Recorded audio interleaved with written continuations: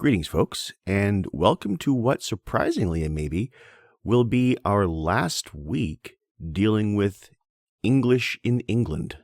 From next week onward, we'll be venturing out into the broader world. But before we do, there are a few little linguistic narratives we need to wrap up on British soil. So today, what I'd like to do is talk a little bit about the historical factors affecting language in Britain itself in the modern period, and then talk to you a little bit about received pronunciation, which is the prestige dialect of British English. If you haven't done so already, please view the two YouTube clips that I've posted to the Moodle page.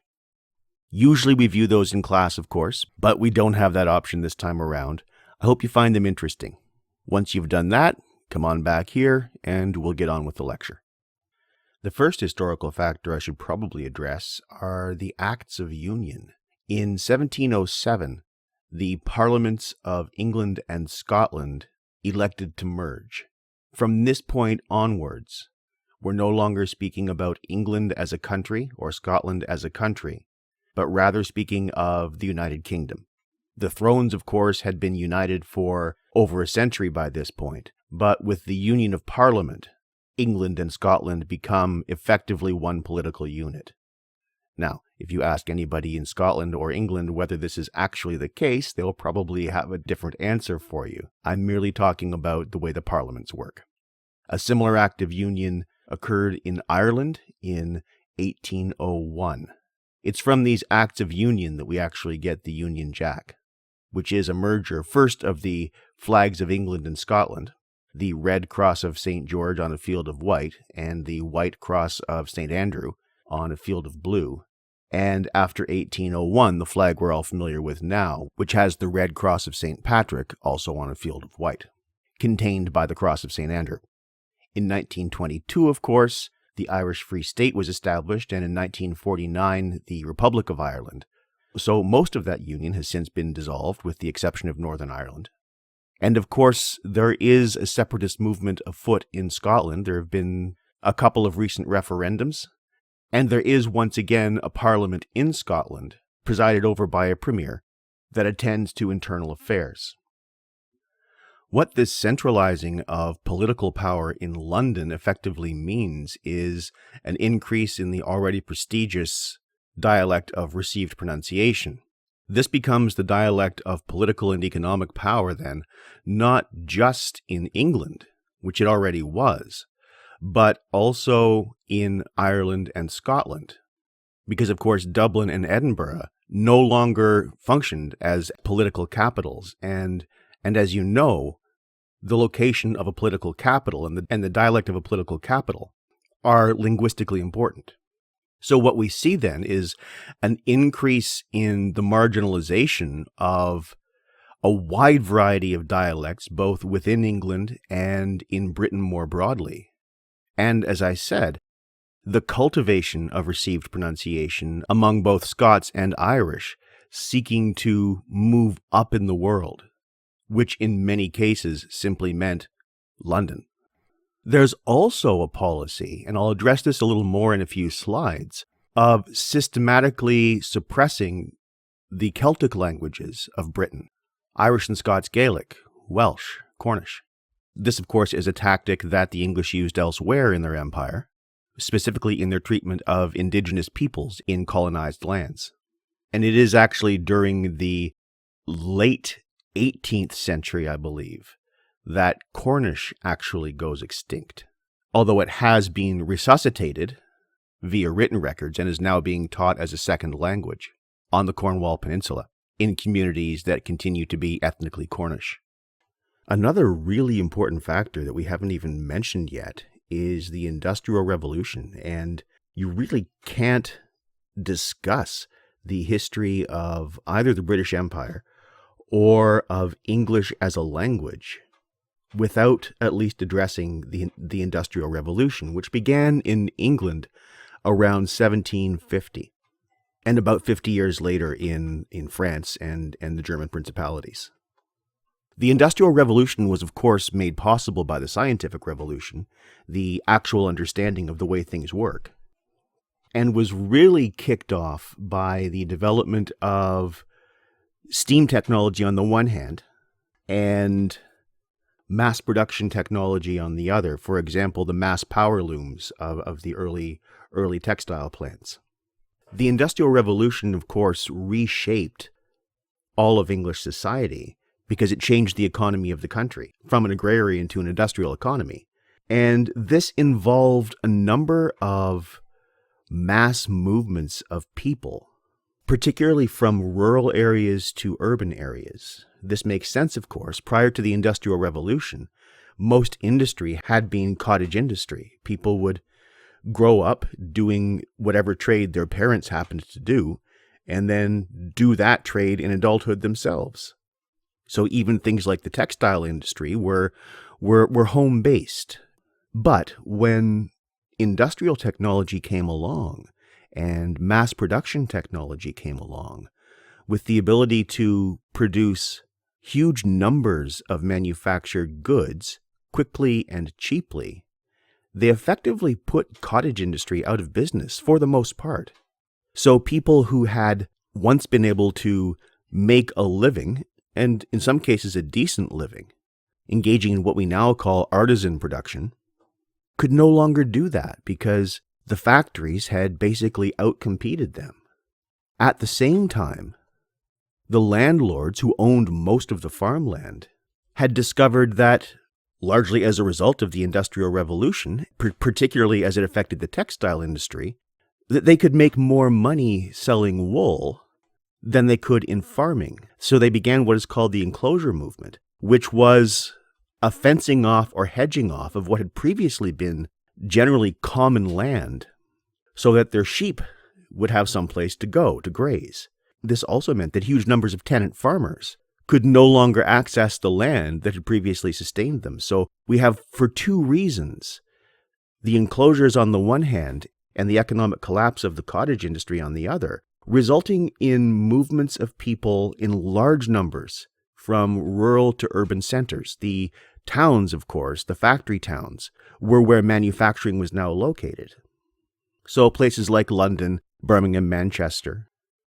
Similarly, there were a number of Irish immigrants coming to England, particularly in the north, coming in at Liverpool, for similar reasons. The land that they were used to working was also being enclosed, and they came seeking work in factories or in the various other industrial-related projects that were going on at the time. For example, the laying down of railroads, the digging of canals.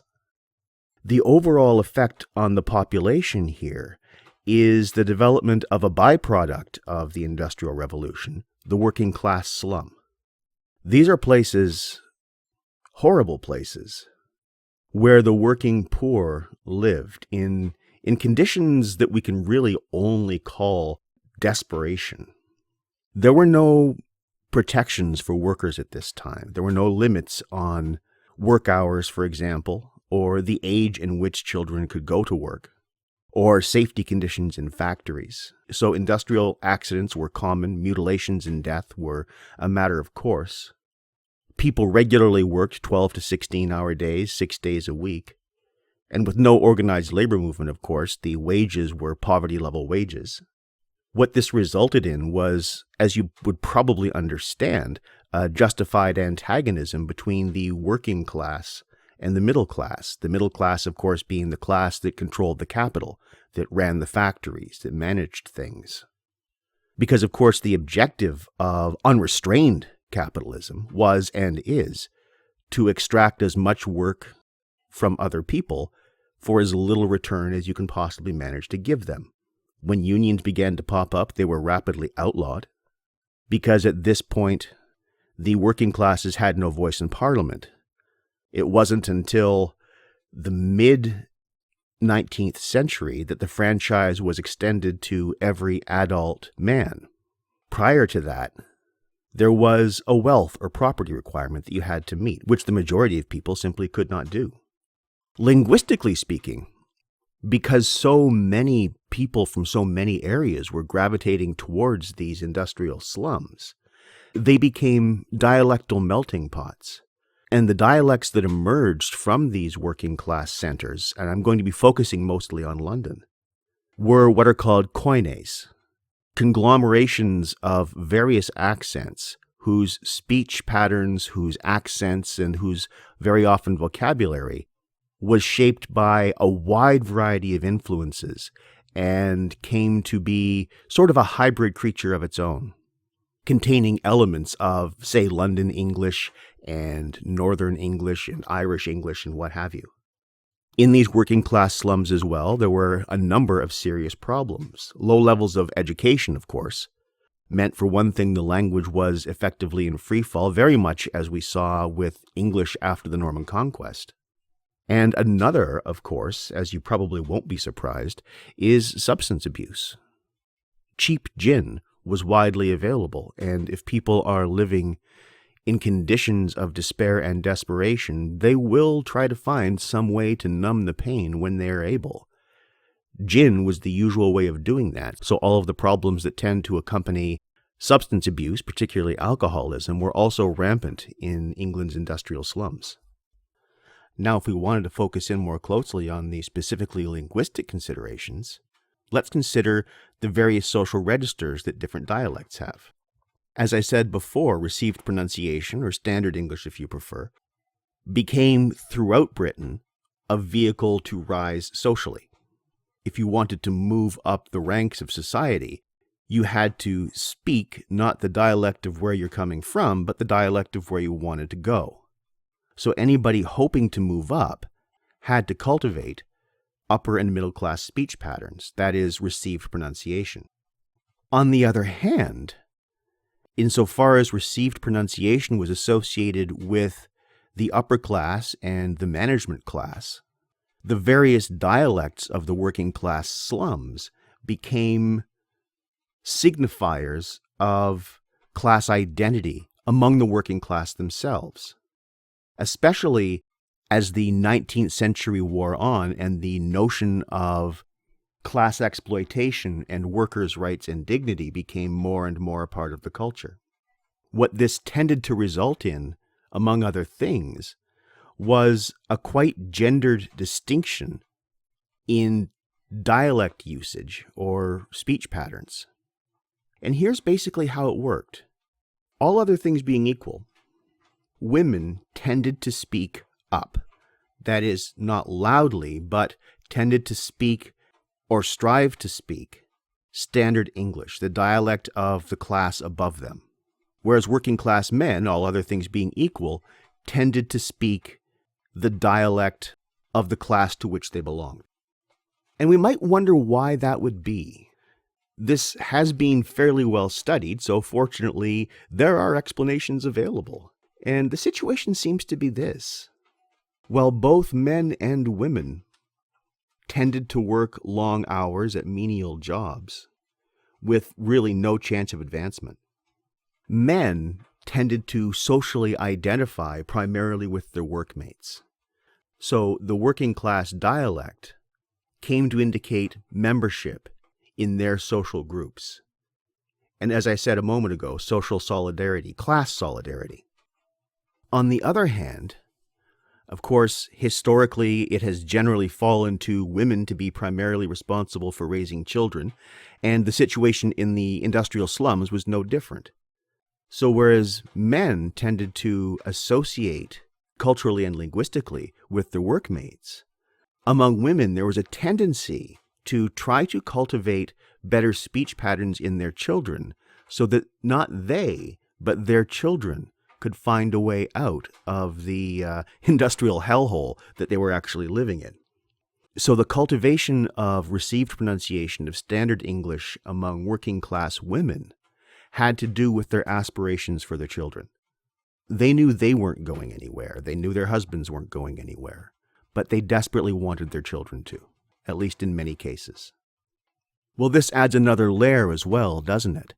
Because if we have men speaking the dialect of their workmates, and women trying to cultivate a dialect of the class above them, this is going to reinforce the gender distinction between dialects. And what emerged fairly quickly was the sense that the dialect of the working class, the dialect of one's own class, came to be associated with masculinity with also directness, with honesty, with accessibility. Whereas received pronunciation, standard English, came to be associated with things effeminate.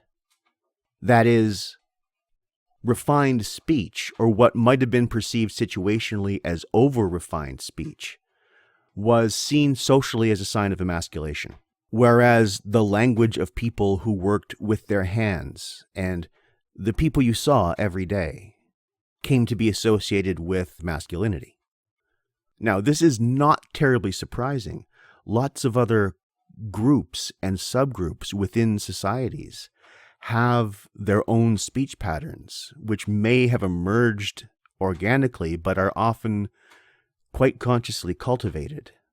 I'll be saying a little bit more about that later when we get to our discussion of estuary English, or the Cockney accent, and the construction of Cockney rhyming slang, which is probably what I'll be talking with you about in our next lecture. And as long as I'm yammering on about London, I should probably yammer on a little more and talk to you a bit about the London bottleneck. This is very important for historical reasons, especially where Southern Hemisphere English is concerned, but I'll get to that. As the busiest city and the biggest city in the empire, and for a while the biggest city on the planet, London was a center of gravity both culturally and linguistically. We've already talked about that. What this means is that dialects from all over Britain merged in London, and particularly in the lower class, working class areas. There were a few reasons for this. One was that with all of the factories in London, people were coming there to find work because they could no longer find work where they were from. Another reason is emigration. London was the busiest port of exit in Britain, and many people having decided that they could no longer make a go of it in Britain, largely because the lands that had previously sustained them they no longer had access to. And because, as I said, the markets that had sustained their cottage industries had pretty much completely collapsed. Well, their path out of poverty at home often led them through, quite frankly, poverty in London. There were more people coming into the city than there were ships who could take them out, especially for those who had to pay for their passage. So people would leave their rural areas all over where they were from and live sometimes for quite some time in London until they could afford the passage to one or another of the colonies. Well, while they were there, as you might expect, they picked up local pronunciations, which pronunciations were for the most part unique to that area for reasons we've already discussed. So what ends up happening, and this is again particularly important for the Southern Hemisphere, is that the English, or much of the English that is exported at this time, and this is when Australia and New Zealand are just beginning to be colonized, is the English of working class and lower class London. So if you've ever wondered why it is that, for example, an Australian accent sounds kind of similar to a Cockney accent, that's the reason. I'll be saying more about that on Wednesday when we discuss estuary English, or the Cockney accent, and again in a couple of weeks when we discuss English in Australia. So put a pin in that. I promise we'll get back to it. The final social and historical factors I want to discuss now, I'll just lump together. These are education and media. As for education, language education tended to spread or to promote received pronunciation.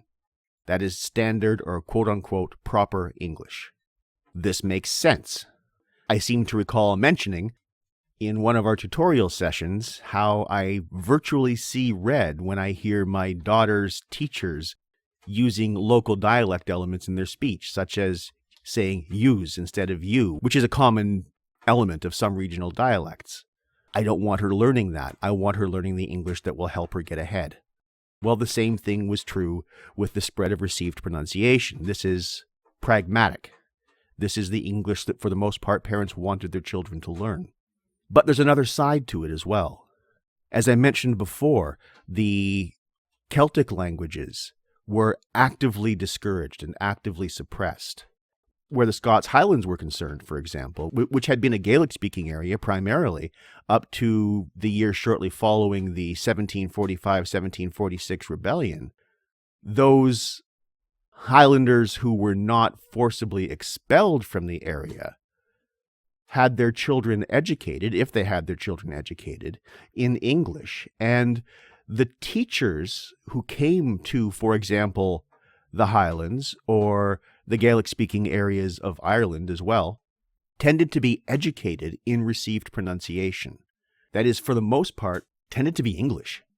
What this means, and this may seem kind of strange, that as you go north in Britain from London, the English gets harder and harder to understand, especially once you get up into the lowlands of Scotland, where it is reasonably considered to be another language, Lowlands. But then when you cross the Highland line, you go north of Stirling and into the Highlands, English all of a sudden gets easier to understand. The Highland accent is a relatively soft accent, a relatively gentle accent, compared to the lowland accent, which can sound kind of harsh to, for example, North American ears. The reason for this is that what you're hearing in the Highland Scots accent is received pronunciation, or what was received pronunciation, as influenced by the phonetic patterns of Scots Gaelic. Something similar happened in the Orkney and Shetland Islands, where there was no Gaelic heritage, but rather a Norse heritage, and where, again, the educators tended to be educated in received pronunciation. So Orkney English is a very soft-sounding English, again, compared to the English of Edinburgh or Glasgow. I remember noticing this when I was traveling in the Orkneys a number of years ago. It's a lovely accent. And incidentally, up until not that long ago, a couple of 100 years, there was a Norse language called Norn, which was the main language of many of the people of the Orkneys and Shetlands, because, of course, they were only recently, relatively, incorporated into Scotland. They had begun as Norse outposts. And for now, that pretty much covers the historical context. If you haven't done so, give a listen to the YouTube clips indicated here. I think I mentioned that in the introductory slide anyway. Maybe a little bit of overkill, but I just want to make sure that you know what we're talking about, and these are two lovely examples. Both of them are quite entertaining, and you should enjoy them. Damn it. As for what received pronunciation is, it is simply the pronunciation of educated upper class and upper middle class Londoners. Both of these terms are important, by the way. Educated and upper middle class. Received pronunciation is largely a cultivated dialect. And by speaking that way, one is basically flagging that one has an education and that one is or belongs in the upper levels of society, that one is culturally affiliated with the upper levels of society. This standard was maintained by the BBC up until the early 1990s, at which point they abandoned it. A nice and entertaining example of someone who uses received pronunciation is, of course, John Cleese. And as I mentioned before, there is a gendered element in accent usage where received pronunciation is concerned, particularly among middle class.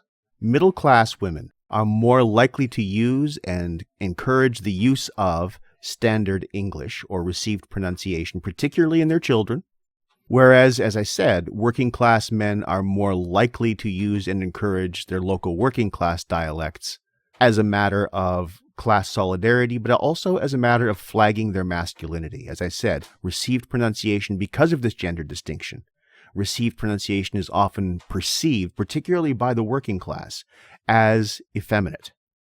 And all those jokes I've been making all year about your grandmother correcting your English rather than your grandfather, for example, those jokes are naturally rooted in this gender distinction of language usage, which is actually very widespread. It's not confined to just received pronunciation and working class dialect in England, as we'll see as we move on.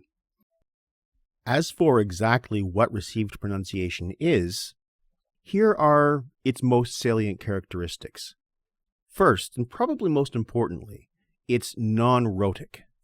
Rhoticity is the pronunciation of the R consonant, In received pronunciation, when an R occurs at the end of a word, it tends to become a vowel. So or For example, in Fredericton, I drive my car, whereas in London, I might drive my car. And in Fredericton, my friend might be over there, whereas in London, she's more likely to be over there. This non-rhoticity tends to apply just to terminal R's, not necessarily to medial R's, and certainly not to R's that are the second element of a consonant cluster, such as CR, crash, DR, drive. So while in Fredericton, a person who operates a vehicle is a driver with two R's, a person who operates a vehicle in London is a driver with only one R pronounced. As for how this came about, I'm not exactly sure. Those of you who are paying attention will, of course, notice that in Middle English, R's did tend to be pronounced, and they were certainly pronounced in Old English. So the non-rhoticity of received pronunciation is not archaic. It actually is a relatively recent development. It seems to have begun in the south of England among the aristocratic class. And of course, because people try to imitate their social betters, caught on from there. Hold on to that geographic location because this will come up when we start discussing North American English in some rather interesting ways. And as long as we're on the topic of R's, we should probably mention that the linking R between vowels is maintained in received pronunciation. So, for example, the word that I tend to pronounce rather would be pronounced in London rather. But if we tack on a word that begins with the vowel after it, such as interesting, it would not be rather interesting, it would be rather interesting. That is, the R between the vowels is actually maintained. There are accents in which this is not the case, but in received pronunciation it is. Simply, I think, as a matter of fluidity. And if we feel like getting away from R's for a bit, let's talk about yods. And your first question might be, Roger, what is a yod? And that is an excellent question I'm glad you asked. The yod is simply the y element in words such as new, N-E-W. Now, in my dialect, in my accent, I tend to pronounce it new. But properly speaking, if I were to be using received pronunciation, or if I were to be consciously cultivating a more prestige dialect of North American English, I would be saying new. This is what I was taught to say in school. So, whereas at the time of this recording in Fredericton, tomorrow is Tuesday, if I were in a posh neighborhood in London, tomorrow would be Tuesday. There's just that little y element at the beginning of the vowel. Received pronunciation does that. Most North American accents don't do that. And among British accents, quite frankly, it's hit and miss. Another trait of received pronunciation is the pronunciation of the short A, which in my dialect of North American English is generally pronounced ah. For example, cat, hand. I pet the cat with my hand. In received pronunciation, on the other hand, I would pet the cat with my hand.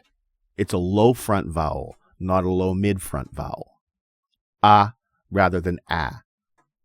Aside from that, most of received pronunciation is really just a matter of careful pronunciation, giving every letter a full articulation.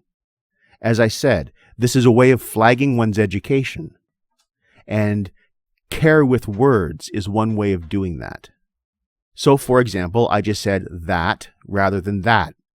I gave the T a full pronunciation. That type of care is typical of received pronunciation. And honestly, when I am not speaking professionally, I don't take nearly as much care with my speech. There are some similar vowel tendencies as well. For example, in North America, we would say, if we want to look at the other most common house pet, dog. Whereas if I were in London, I might say dog. I'd say it a little quicker. And The vowel would be a little rounder and a little lower down in my mouth. And as for received pronunciation, that is pretty much it in terms of the really most salient features. It's not that different from North American English. It is, as I said, a very carefully articulated accent. And between the careful articulation and the non-rhoticity, that covers probably the biggest difference between received pronunciation and general North American English. But as I said, this is, of course, a prestige dialect, not just in Britain, but also in the North American and Southern Hemisphere dialect spheres. And we'll see over the coming weeks a few ways in which it exerts and continues to exert an influence on the accents of the former colonies. For now, though, I think I'm done. This may be a little shorter than the last couple of lectures I've done for you. I hope that's okay. For next time around, I think I'm going to take a look with you at a couple of non-standard dialects. We'll be looking at Cockney or Estuary English, and I want to venture up north a bit and talk to you a little bit about Lowland Scots. And I think I will also give you a small collection of Lowland Scots poetry, some of which we will actually discuss in tutorial on Friday. I'm looking forward to that session with you very much, by the way. And I guess that's it. So thank you for listening. Bye for now.